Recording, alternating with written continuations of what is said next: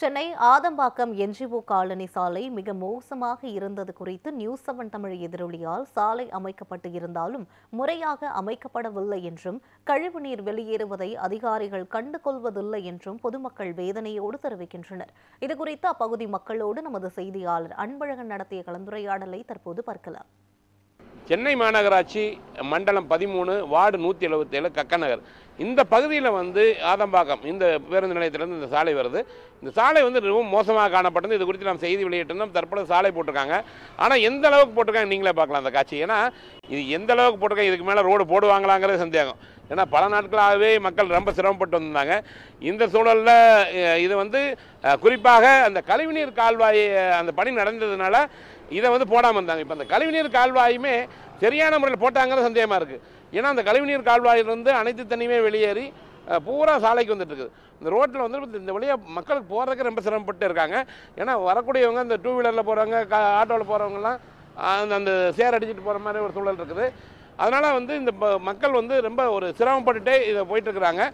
அது நீங்களும் அந்த காட்சியில் பார்க்கலாம். வண்டியில் போகிறவங்க அடிச்சுட்டு போகும்போது நடந்து வரவங்க சிரமப்பட்டு வராங்க. நம்ம இது குறித்து இந்த பகுதி மக்கள்கிட்ட கேட்போம். ஏன்னா ரொம்ப நாளாக இவங்களும் சிரமப்பட்டு இருந்தாங்க. அண்ணா சொல்லுங்கள், இப்போ அன்றைக்கி நாங்கள் வரும்போது ரோடு டேமேஜாக இருந்தது, இப்போ போட்டிருக்காங்க, இதோட இதுக்கு மேலே போட போகிறாங்களா இல்லை என்ன சொல்லிட்டு போனாங்க? இது மேலே போடுற மாதிரி ஐடியா இல்லை எனக்கு தெரிஞ்சு. ஆனால் அதோட வேறு எதுவுமே வரல. ஆனால் இதோடய ஒன்று நிற்கோன்னா தென் அப்போ அது கரெக்டு கிடையாது. ஏன்னா அந்த ஃபார்மேட் நீங்கள் பார்த்தீங்கனாலே தெரியும், அதோட லேயரோட ஹைட்டுக்குமே இதுக்குமே கரெக்டே கிடையாது. அதுதான்.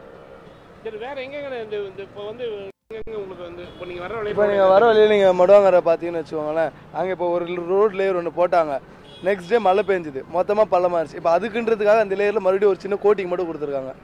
இதான் நடக்குது. இப்போ இவங்க ரோடு போடுறாங்க பொறுத்த வரைக்கும் அந்த ரோடு ஆட்டோ ஓட்டுநர் ரொம்ப சிரமப்பட்டு தான் போயிட்டு இருக்காங்க. இப்போ இப்போ நீங்கள் இந்த வர ரோடு உங்களுக்கு எவ்வளோ நாளாக எப்படி மோசமாக இருந்தது? அது கிடக்குது சார், ரொம்ப நாளாக கிடக்குது. இப்போ சொல்கிறதுக்கு ஒன்றும் கிடையாது. எங்களுக்கு வண்டி தான் வர அதிகமாக சேதாரம் தான் ஆகுது. எங்களுக்கு ரொம்ப சேதாரம் ஆகுது வண்டி ஓட்டுறதுக்கு. ஒரு நாளைக்கு மெக்கானிக் செலவு பயங்கரமாக ஆகுது. எங்களுக்கு போகிறது ரொம்ப கஷ்டமாக இருக்குது. இல்லை, அந்த கழிவுநீர் பண்ணி அன்றைக்கி போட்டுருந்தாங்க, மறுபடியும் கழிவுநீர் வெளியே வந்துட்டு இருக்குது. அது தான் சார் வருது. நம்ம எவ்வளோ வாட்டி நம்ம எல்லாம் சொன்னால் கூட கேட்க மாட்டாங்க. இல்லை, நம்ம வேலையை பார்த்துன்னு வரலாம், அவங்க வேலையை பார்த்துன்னு போயிட்டு இருக்கிறாங்க. அதனால் ஒன்றும் சொல்கிறது ஒன்றும் கிடையாது.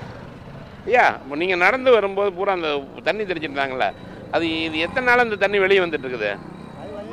ரொம்ப நேரமாக ஒரு 2-3-4 மாதமாக தான் இங்கே ரொம்ப இப்படி கிடக்குது. இந்த இடத்துல இங்கே ரொம்ப தண்ணி எல்லாம் இங்கே வரும், இங்கேருந்து திருப்பி இப்படி வரும். எடுக்க மாட்டாங்களா? ஒன்றுமே பண்ண மாட்டுறாங்களே, அப்படியே தான் கிடக்குது. சொல்லுங்கம்மா, நீங்கள் ஏன்னா கழிவுநீர் 1 மாதமாகவே இருக்குது. அந்த இதையும் பார்க்கல, 1 மாதத்துக்கு மேலேயாவே இருக்குது. ரோட்டில் போனால் எங்கள் மேலெல்லாம் அதெல்லாம் அடிக்க தான் செய்யுது. இந்த சூழலில் இது தற்காலிகமாக போட்டாங்களா இல்லை நிரந்தரமாக போட்டாங்கன்னு தெரியல. ஆனாலுமே இந்த கழிவுநீர் பாதையினால தான் சிரமமாக இருந்தது.